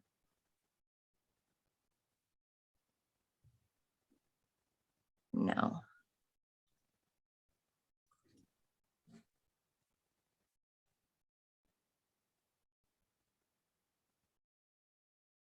No, sorry, where is it? That's not it. Anyway, I apologize, I don't have it in front of me. But Dunn and Bonk have prepared a 9-page draft of rules and regulations that all 99 neighborhood councils must follow because of an unknown number of requests and complaints for guidance. Because they, Bonk, can set policy doesn't mean that they should. So since the draft of the digital communications policy for the neighborhood councils is far more complicated and far reaching than AB 992, and that the most neighborhood councils do not have an IT department, and that most NCs do not have, or most NC board members do not have the knowledge or expertise to follow the proposed policy, and that the proposed policy stifles neighborhood council's ability to outreach to their communities, I move that Lake Balboa Neighborhood Council recommend that Bonk and Dunn provide a more simplified digital communications policy in line with AB 992. Second. Gravani made the motion, James Brown seconded. Discussion. Can you please repeat the motion, Linda? I move that Lake Balboa Neighborhood Council recommend that Bonk and Dunn provide a more simplified digital communication policy in line with AB 992. Thank you.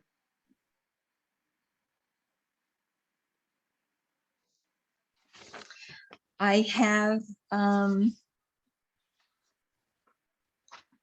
some of the items here, which I don't have visible for you. I apologize. According in all respects, a neighborhood council's online electronic communications practices shall provide civic engagement by and for the diverse interests and communities, with the aim of fulfilling neighborhood council advisory. So I agree with that. We should be able to use the electronic devices and social media. And it states this policy provides procedures and standards for neighborhood council's digital communications, including the use, management, design, development, and maintenance of websites, social media accounts, newsletters, and other platforms as defined and described herein. So we don't have any real voice on how we want anything to look. It also states here in section 5(2), each neighborhood council is responsible for appointing, electing, or assigning at least one account administrator to implement and ensure compliance with this policy. Absent designation, the account administrator will be the president or the chair of Lake Balboa Neighborhood Council. I am not qualified. I don't want to learn. I don't want that responsibility. Just saying, me, Linda Gravani, if indeed I'm your president. Now, also in 5(3), it says account administrators are responsible for managing and maintaining neighborhood council digital communications and should, 1, ensure the neighborhood council's digital communications are regularly maintained and comments are regularly checked. 2, ensure that the neighborhood council board is informed about neighborhood council digital communications activities through regular reports. 3, review content posted to the neighborhood council's digital communications to ensure the content is timely, professional, and relevant to neighborhood council activities and resources, and is consistent with the neighborhood council's bylaws and standing rules. City policies, including policies set forth by the Board of Neighborhood Commissioners, Department of Neighborhood Empowerment, applicable law. 4, ensure that neighborhood councils in compliance with the rules, guides, policies of the third-party websites, social media sites, newsletters, platforms, and accounts being used. And 5, ensure that accounts are in active use, content published by the neighborhood council is timely and accurate, comments are checked and reviewed on a regular basis, and comments are moderated according to the policy. Well, tonight we had a glitch on the agenda. It says 6:30, but several of our guests thought it was 7. I'm not responsible for that. Not happening. Anyway, there's a whole lot of things in here, all these 9 pages. If you haven't already looked at it, it's just too cumbersome. And basically what AB 992 is watch out what you're saying, make sure it's an open meeting, and don't say anything that people could construe the wrong way. Carol. I'm embarrassed to ask this, but did we actually get a copy of this? Because I think we shouldn't vote. Okay, I think we shouldn't vote on it till we've all had a chance to read it. So I would simply suggest postponing it a month. And We can't postpone it a month because it's March and it was sent out actually in November the first time, or maybe it was December, when I said, this is coming, and while you have some time, read it. If you want, we can table it for now and have a special meeting in a couple days until you all have a chance to look at it and determine, what you want to do. But I forwarded the attachments to the board members a while back. Danica? It was also in the packet when you forwarded the agenda too. Right. Not complete. I beg your pardon, Linda? Was that complete, the one you included in the agenda? For Yes, this? I Thank you. included the bonk agenda, which had hyperlinks to everything that I've been discussing. Steve Leffert? The word that caught me was professional. Somebody, a professional doing this checking. I think that the city should then, or Bonk should then appropriate funds, additional funds to every neighborhood council to hire a professional to do this checking. And it should come out of their budget, since they're the ones that are asking for this professional to do the checking. Yeah, I agree. I agree with that because again, like I said, I don't tweet. I have no idea how to tweet. I don't want to learn how to tweet. It's not something that's on my bucket list.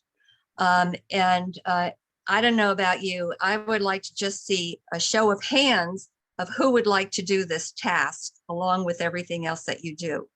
Because it's got to be somebody that's on the neighborhood council and it will be defaulted to me. And I will tell you, I'm not doing it. Volunteers? I mean, some folks can't attend the meetings and we understand that, family first. But this is another thing, in my opinion, that's being dumped on neighborhood councils to do that we really don't necessarily want to do. We can follow the Brown Act and we can follow the Brown Act when it comes to social media. And that's technically what AB 992 is saying. We can handle that. But no, Dunn and Bonk are taking it to the nth degree that they need to know that everything on our website is appropriate and professional, that there can't be any errors, otherwise we'll probably be on the carpet. I just feel that they have overreached what was being requested. Let's see, somebody's hand is raised. Danica.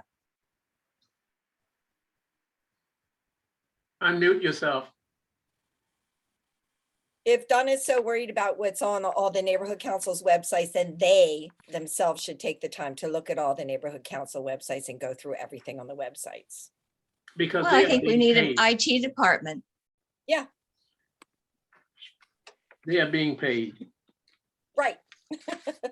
So my question is, if you have not had a chance to look at it, do you want to table it and look at it and we'll have a special meeting in a couple days? Carol, I know you feel you would like to read it. So, are there more that I don't want to impose that on everybody. I mean, you've selected portions from it that you've quoted to us. I don't understand. I was just simply saying, I don't want to impose on everybody having to attend a special meeting, to Right. decide this. Okay, so do we want to vote? Repeat the Okay, motion. I'll just reiterate. I move that Lake Balboa Neighborhood Council recommend that Bonk and Dunn provide a more simplified digital communications policy in line with AB 992.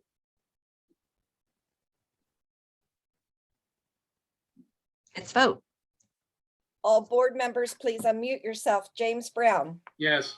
Katie Cronin, Oh, okay. Secretary will note that Katie left the meeting at 8:16.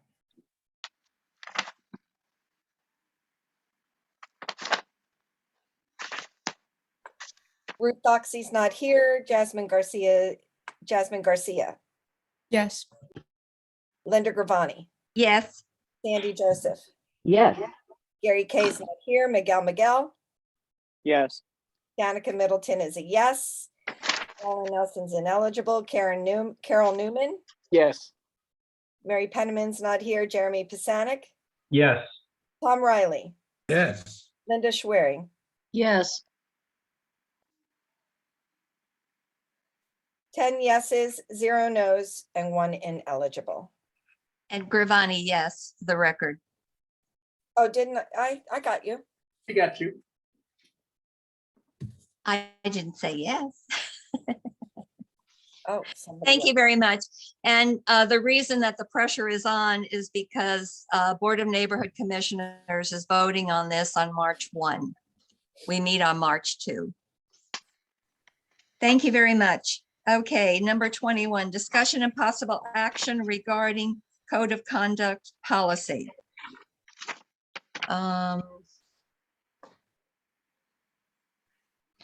Okay.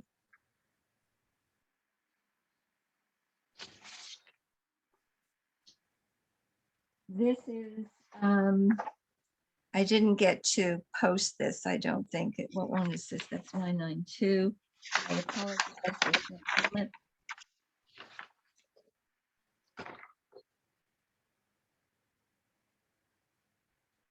Okay. Let me share this.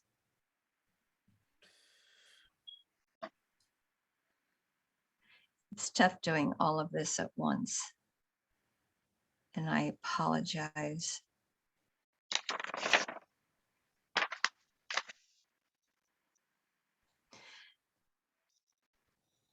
Okay. So the Board of Neighborhood Commissioners has before them a code of conduct policy. And what I have here, all these pages, is I listened to the ad hoc committee at Bonk on January 4. And Len Schaefer was on the committee, and I listened to the comments, and then I, not verbatim, but pretty close to it, typed all this information that Len had to provide to the Board of Neighborhood Commissioners. So number 21, and I made A, the review of Bonk's Code of Conduct policy was initiated due to complaints regarding serious issues on neighborhood council boards. Dunn performed a neighborhood council code of conduct work group, including representatives of the personnel department, Office of Workplace Equity, the city attorney's labor relations, and neighborhood council advice divisions, the City of LA Civil and Human Rights and Equity Department, and Empower LA's leadership team. So they all had a meeting and they prepared a large draft response on what the code of conduct should be for neighborhood councils. Len Schaefer went through and did his report. And I would say a good 90% of what Len stated was the policy that was before them, the draft that they're going to be voting on. 90% of it has to do with employer/employee, supervisor/employee. There's only one sentence that mentions neighborhood council in the entire report. And his basic feeling is that, and let me just come down here and read this.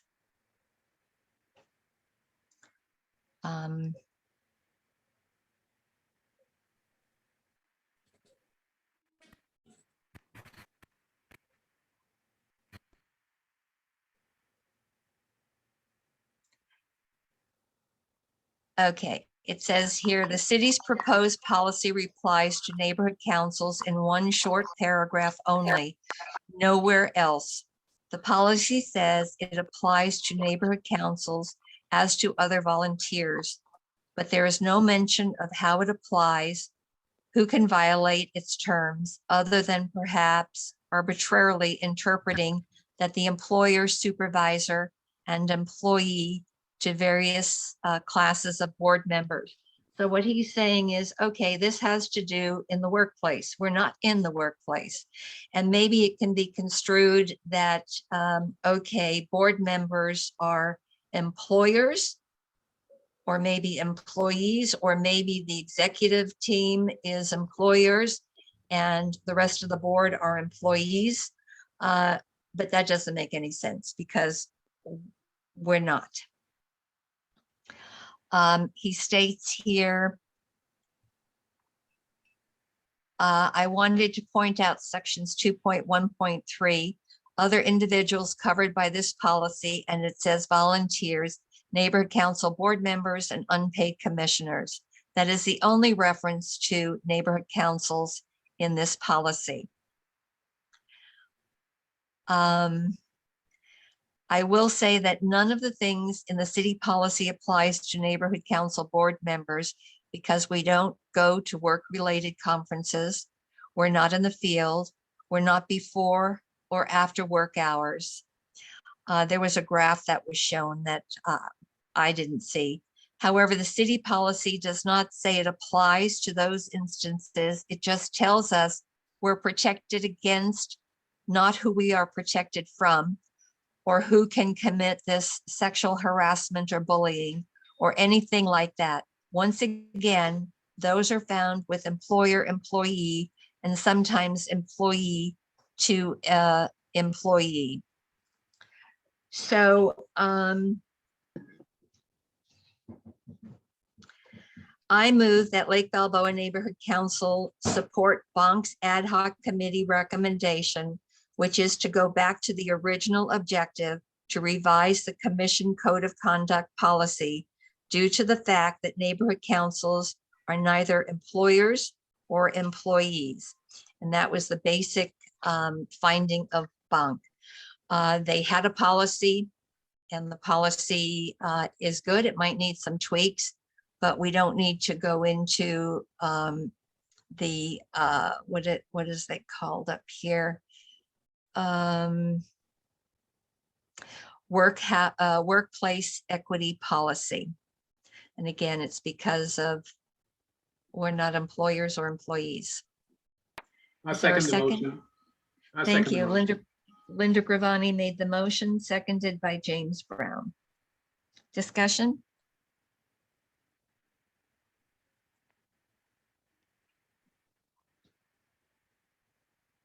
Nothing? Let's vote. Nobody? Let's All vote. right. All board members, please unmute yourself. James Brown, Yes. Katie Cronin left, Ruth Doxey's not here, Jasmine Garcia, Yes. Linda Gravani, Yes. Sandy Joseph, Yes. Gary Kay's not here, Miguel, Yes. Danica Middleton is a yes. Ellen, I'm eligible to say yes. okay, thank you. Thank you for doing that. Okay, Carol Newman, Yes. Mary Penniman is not here, Jeremy Pisanik, Yes. Tom Riley, Yes. Linda Schwerin. Abstain.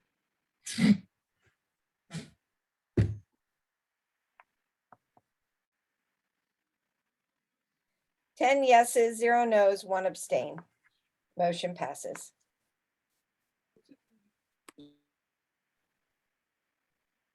Thank you. Okay, I made 21B. The ad hoc committee also stated that an addendum is to be added to whatever is eventually adopted. So whether the Bonk Code of Conduct is adopted or another version, this paragraph down here is going to be in whatever they approve. And I'm going to read it. And this is what Len Schaefer has said, and it's to the best of my ability in typing everything he stated, and I listened to it many times. If a board member or committee member is alleged to have violated either the, and then he says, and I don't like this, city's workplace equity policy or the commission's code of conduct, and it has been determined that the allegation is credible, and because of the nature of the alleged violations, immediate action is necessary, then the department, with the written approval of the general manager, may immediately suspend the board member or committee member for a period of up to 90 days, during which time the department will determine how the violation can best be addressed, either by the neighborhood council, the department, Bonk, or another city agency or department. Said board member or committee member shall not be eligible to act on any matter to come before the neighborhood council board or committee, and shall not be counted for the purpose of establishing quorum of a neighborhood council meeting or committee. The department will make a good faith effort to resolve the situation in the shortest time possible. So I move that Lake Balboa Neighborhood Council support the removal from the addendum any reference to workplace equity policy, and that Dunn and Dunn's general manager, Bonk, or another city agent or department be removed from the decision-making authority. Support the removal of the addendum? Is that what you're saying? No, I want to remove the well, it says here, okay, let's see, then the department with the written approval of the general manager immediately suspend. They have too much power over us. That's my feeling. And they can remove us. I mean, a receptionist can say, oh no, they did something wrong. And the general manager will sign okay, you're removed for 90 days. I need a second before we have some more questions, unless you need a clarification. I second. Clarification. Clarification. So assumed guilty until proven innocent. Correct. And then you're removed for 90 days. Is there a second? I second. Thank you, Danica. Gravani made the motion. Danica seconded. Carol. I don't understand the motion. If the point is to say we don't approve this amendment or addendum or whatever it is because it violates due process, I would agree with that. But I do not understand the motion, so I won't vote for it.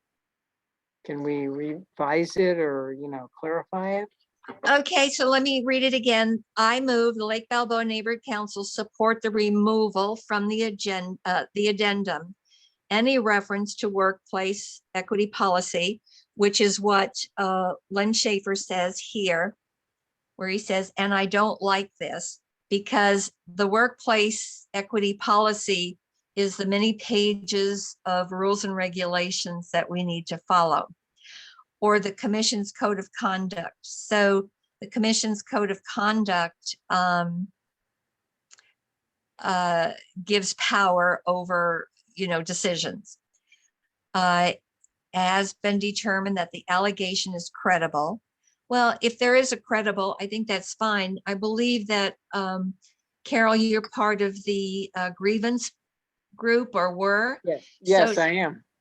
So tell me about that. So if a neighborhood council has an issue with a board member it goes before you guys, correct? Well, yes, it did. But I want to say this. I mean, I had a couple of these grievances that came up, but nobody's contacted me for a year about any grievances. So I don't know what's going on with that, with Dunn or Bonk or, you know, whoever's doing this. I simply say, I think I support the gist of what you're doing. I think the motion is to, as phrased, is too specific, and I think we should simply, I would propose a friendly amendment that we simply say we do not support this addendum or amendment or whatever it is, Right. because it violates due process. Yeah. Period. I And agree I with would that. just propose that. Okay, so I'll change the motion after I chat with Linda Schwerin. I agree with Carol. My question originally was, when did we add number 21A to our agenda? I broke it down because it was difficult as one motion. Okay, but it doesn't, it's not Not listed. indicated here on the agenda, correct? Correct. So Thank how you. can we discuss it? That's my question. Because it's part of, it is part of the ad hoc committee's recommendation. I don't understand. The recommendation that we just voted on was that that it go back to the original objective to revise the commission's code of conduct policy.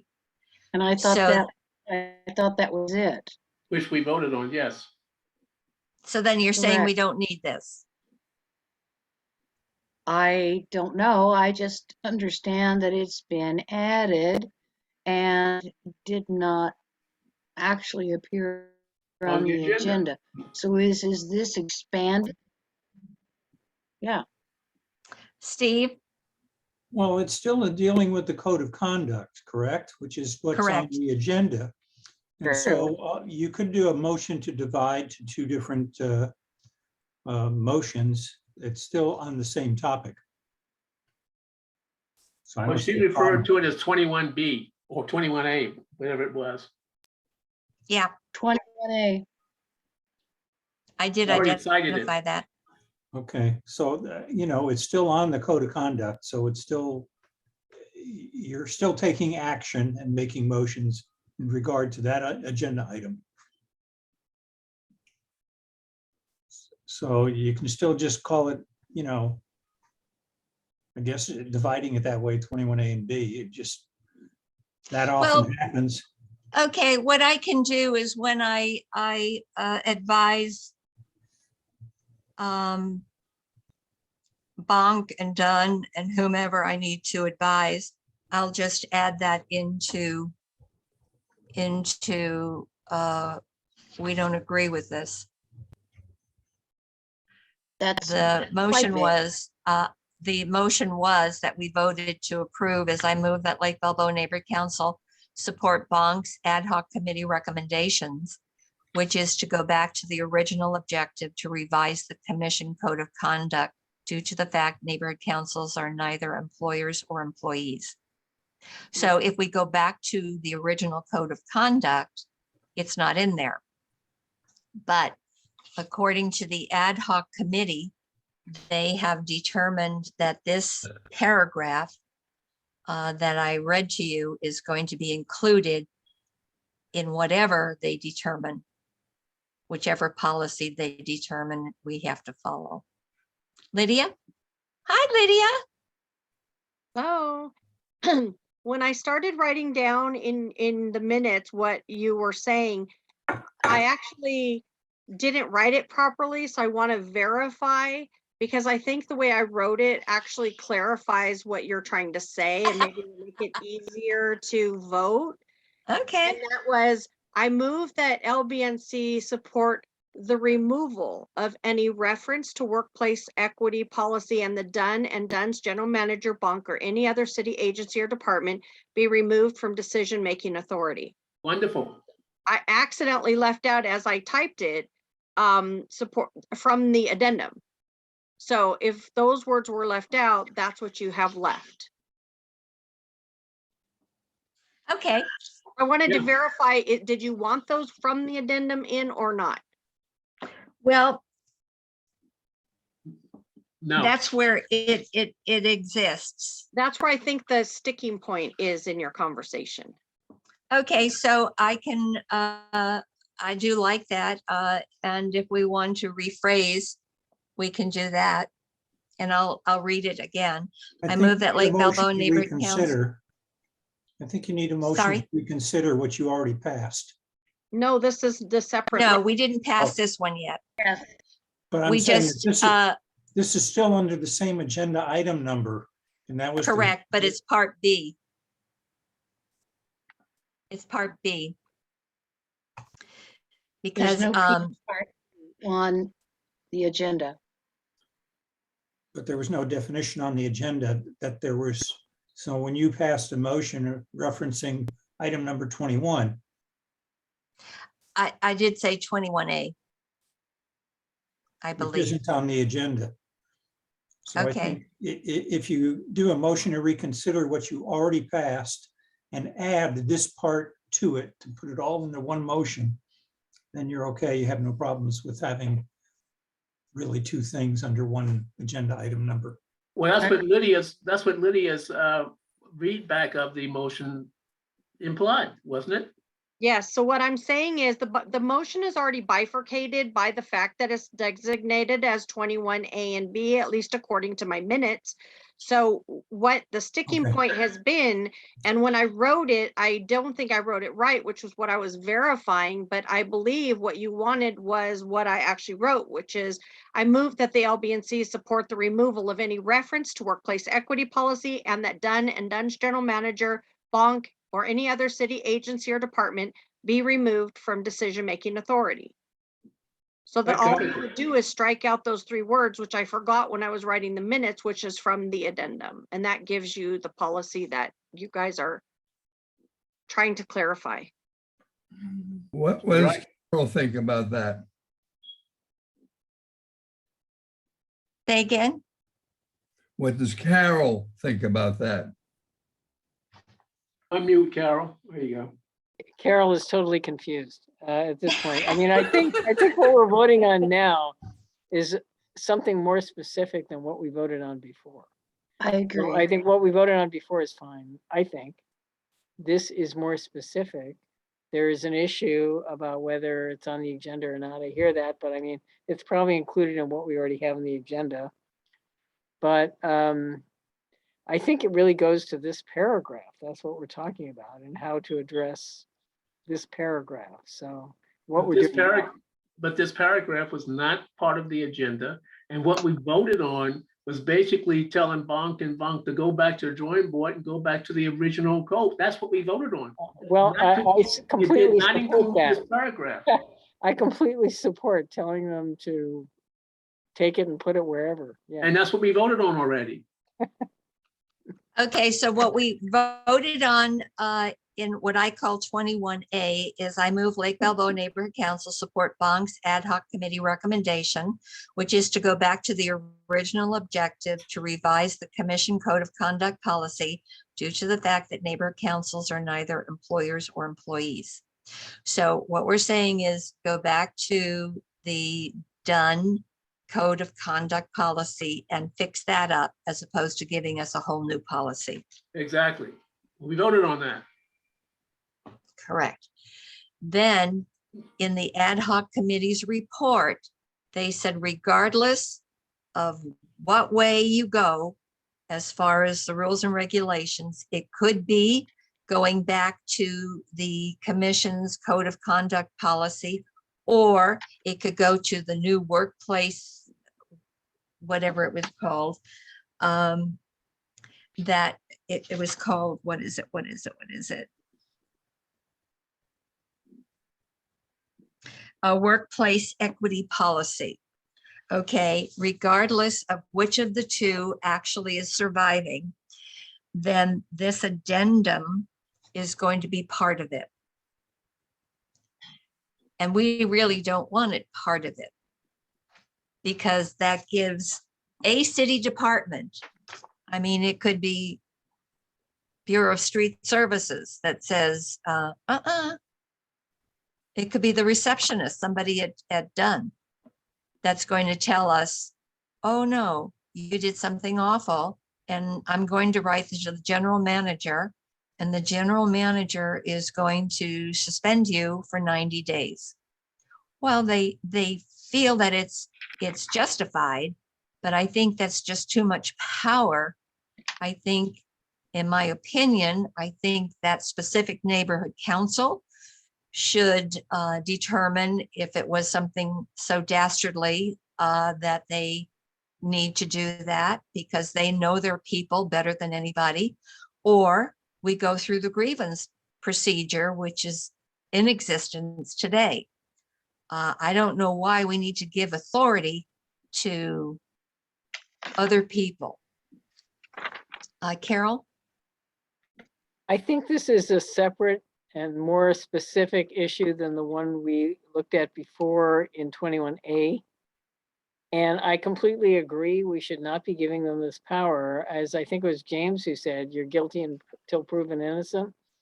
I mean, that is totally unacceptable. I do think we should have a specific comment as to this part of the policy. So I agree with Linda about that. So I think we should have a separate, consideration of that particular paragraph. Thank you. Linda Schwerin?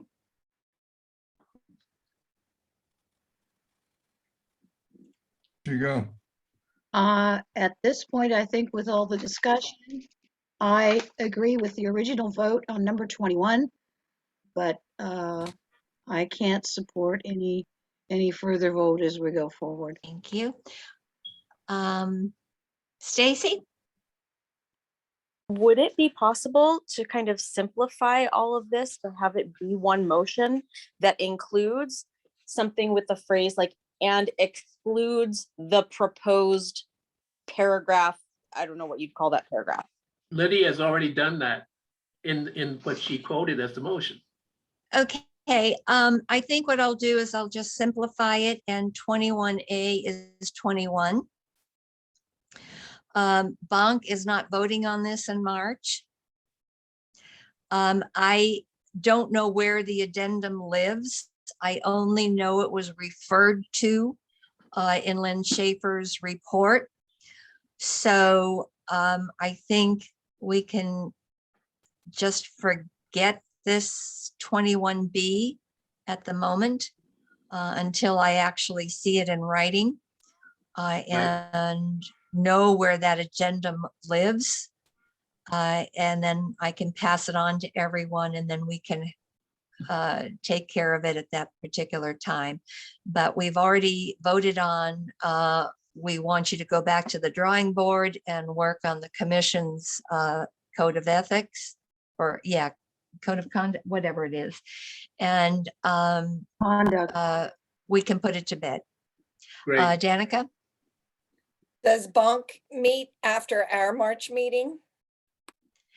They're not voting on this. This is something that came after, so they're still in the process of deciding what they want to do. With Len Schaefer's report, it may go back to the drawing board, but they're not voting on it on March 1. Okay, Miguel.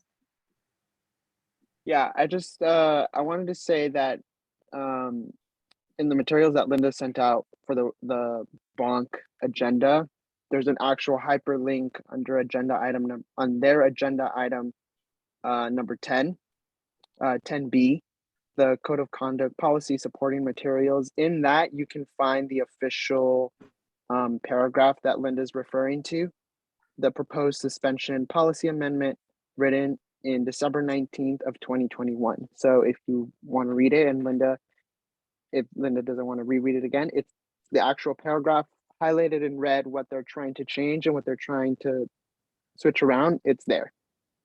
Thank you. You're gonna send that to her, Miguel? No, it's there. I sent everyone the link to Bonk's January 4th, 2022 agenda. And if you look at that, you pull that up, it's hyperlinked to all kinds of documents that was, I'm sure, spinning your heads to look at. And I tried to consolidate it to this is what they're trying to do. I couldn't find this addendum, so I appreciate that, Miguel, because I was looking, my eyes were crossing, looking at all of this. But bottom line is, it was in Len's ad hoc report, and I'll just table part B, and we'll just keep part 1. And at our March 2nd meeting, we can discuss it further if indeed we think it should be rediscussed. That okay with everyone? Yep.